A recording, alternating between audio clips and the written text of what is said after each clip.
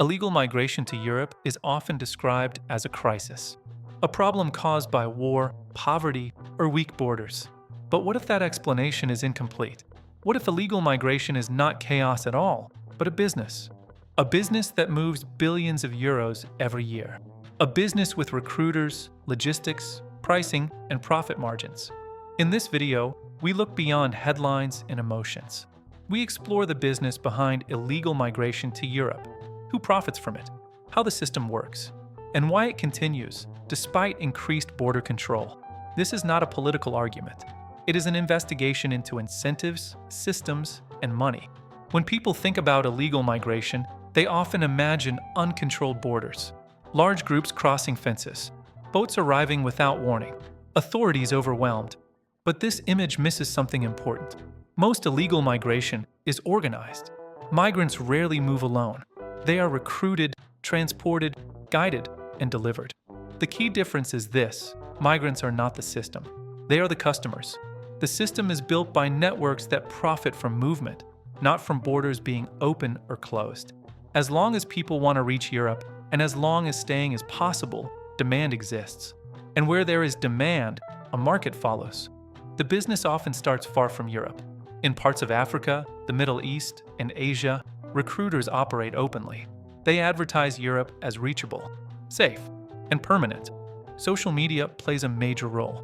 Videos show success stories, money sent home, jobs, housing stability. Recruiters promise routes. They offer packages, basic crossings, premium routes, multiple attempts included. Prices vary widely. Some migrants pay a few thousand euros. Others pay more than 10,000. Payment is often split, part up front, part after arrival. This reduces risk for smugglers and locks migrants into the system. Smuggling networks operate like logistics companies. Routes are planned, borders are tested, enforcement patterns are studied. When pressure increases in one area, routes shift. Boats become trucks. Trucks become trains. Documents replace fences.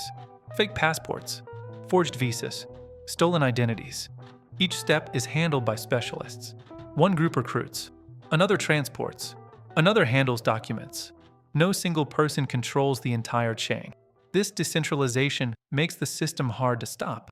Removing one part rarely shuts it down. Several major routes dominate illegal migration into Europe. The Mediterranean route connects North Africa to Italy and Spain.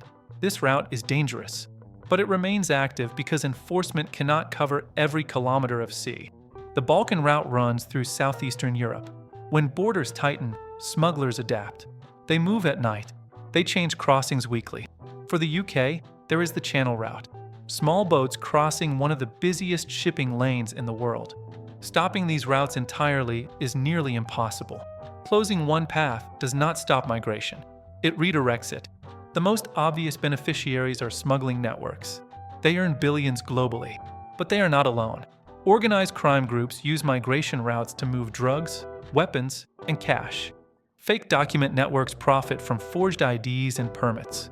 Corrupt officials sometimes facilitate movement for a price. Inside Europe, secondary economies emerge. Informal labor markets, cash-only jobs, unregistered housing.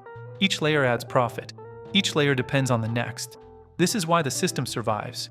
Too many actors benefit. From a business perspective, illegal migration is attractive. The risks are relatively low. Smugglers are rarely prosecuted across borders. Sentences are often light. Evidence is hard to gather. Migrants rarely testify. Routes change faster than laws. And even when migrants are caught, many are released into asylum systems. This creates a powerful incentive. The product, movement, remains in demand. The chances of long-term success remain high. Once migrants reach Europe, the system changes. Asylum laws allow individuals to apply for protection. This process can take months or years. During this time, deportation is usually blocked. Appeals delay decisions. Courts become overloaded. Even rejected applicants are often difficult to remove. Some countries refuse returns. Others lack documentation. The result is legal limbo. For smugglers, this is a selling point. Time equals opportunity. There is another reason the business continues. Europe needs labor. Agriculture, construction, care services, cleaning and logistics. Many of these sectors rely on workers willing to accept low wages and instability. This creates silent tolerance. Publicly, governments promise control. Privately, economies adjust to the flow. Stopping illegal migration completely would disrupt entire industries. That cost is rarely discussed. Europe has increased border spending dramatically.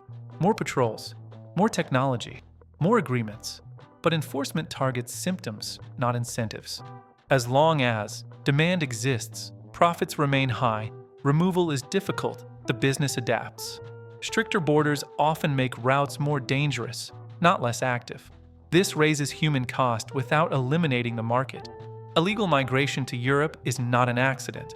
It is not chaos. It is a system built on demand, profit, and legal complexity. Smugglers did not create this system alone. They exploit conditions that already exist. Until incentives change for recruiters, smugglers, employers, and governments, the business will continue. The real question is not whether Europe can stop illegal migration. The question is whether Europe is willing to change the system that sustains it.